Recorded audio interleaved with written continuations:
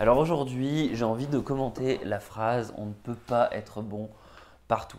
Cette phrase, elle est souvent prononcée dans une situation où on est face à un échec et où pour justifier cet échec, en fait, on va mettre en face la personne de la réalité que bah voilà, elle a pu avoir une faille et ça a pu arriver. Ceci étant dit, si l'échec est quelque chose d'admissible, si on peut apprendre quelque chose, si du coup on a un apprentissage quand on est face à un échec, le problème c'est que cette phrase elle est aussi souvent utilisée pour justifier le fait que comme on ne sait pas faire quelque chose, on n'est pas compétent, on n'est pas crédible pour faire cette chose. Et donc ça je trouve ça complètement stupide et c'est ce que j'ai envie de te prouver dans cette vidéo, c'est qu'en fait c'est faux. On peut être bon dans plein de choses différentes, on peut être à peu près bon partout. Ce qu'on ne peut pas être, c'est excellent partout. Ça n'est pas possible.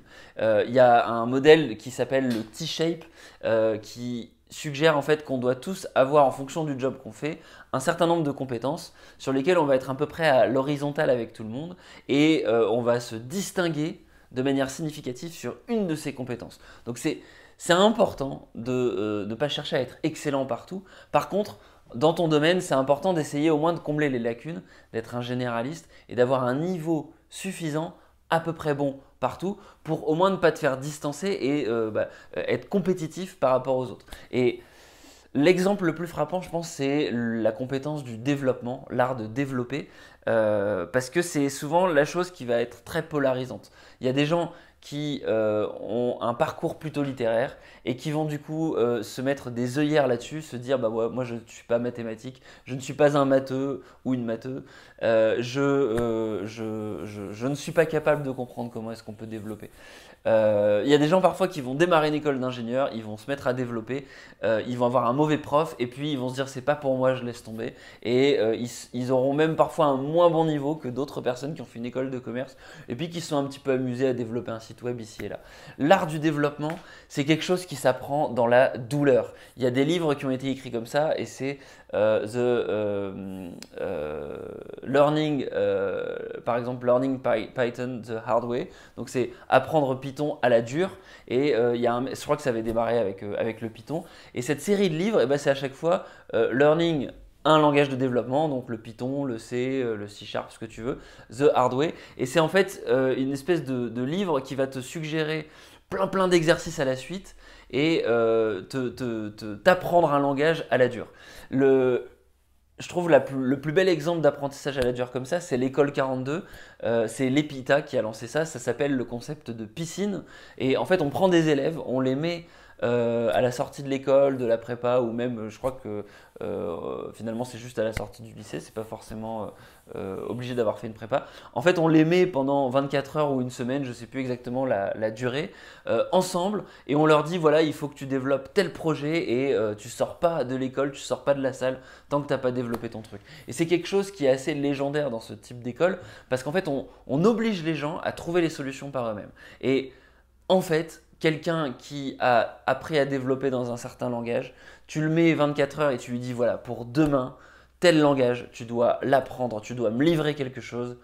En fait, il va être capable de se mobiliser et de trouver des ressources. Et de la même manière que quelqu'un qui n'a jamais développé, tu l'enfermes, tu l'obliges à développer quelque chose, tu l'obliges à mobiliser ses ressources pour apprendre quelque chose, il va y arriver. Il va y arriver avec Google, il va être capable de comprendre, il va être capable de concevoir quelque chose si tant est que tu le mets dans la bonne direction. Et en fait, le sujet, il est là. C'est qu'il faut être capable de partir dans la bonne direction.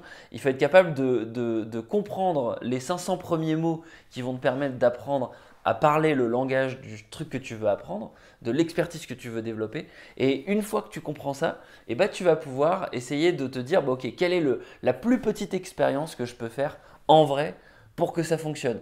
Et un exemple que j'ai vu aujourd'hui avec des collaborateurs, c'est le VBA par exemple. Le VBA, c'est ce qui te permet de programmer Excel. Il y a plusieurs manières de l'apprendre. Tu peux aller sur YouTube et puis taper VBA et regarder bêtement des tutoriels.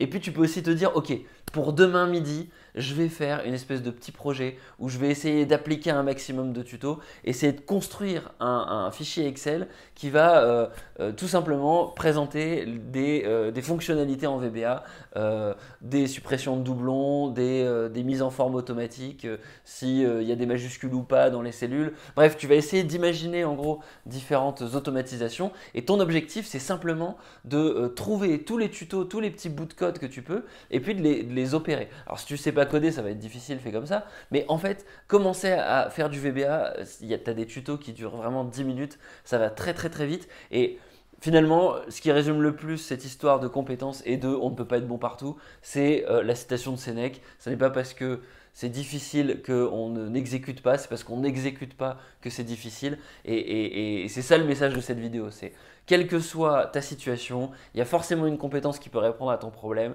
Et la seule distance entre cette compétence et toi, c'est l'exécution, c'est le fait de démarrer, c'est le fait d'essayer de pratiquer quelque chose le plus vite possible. Après, il n'y a pas de courbe d'apprentissage négative, tu vas forcément y arriver à un moment donné. Par contre, c'est possible effectivement que ça te prenne plus ou moins de temps en fonction de ta formation initiale. C'est évident que si je veux devenir médecin ou avocat, alors que là j'ai plutôt une formation ingénieur, un métier commercial, ça va me prendre du temps, mais j'ai quand même un setup pour pouvoir me lancer là-dedans. Et il y a des gens qui, à 30, 35 ans, se disent allez, moi je me lance dans la profession d'avocat.